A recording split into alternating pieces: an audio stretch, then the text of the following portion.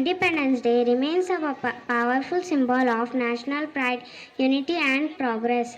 Before Independence Day, British ruled all over India. On 15th August 1947, India gained freedom from British's colonial rule with the sacrifice made by our great leaders and freedom fighters. On 15th August 1947, India gained freedom from British's colonial.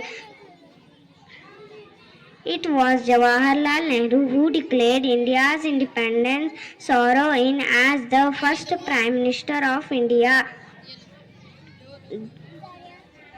Our forefathers constantly fought and contributed to our growth in the area of technology, education, sports, and finance.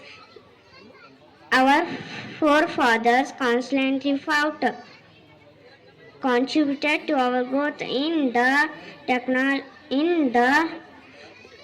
area of technology, education, sports, and finance.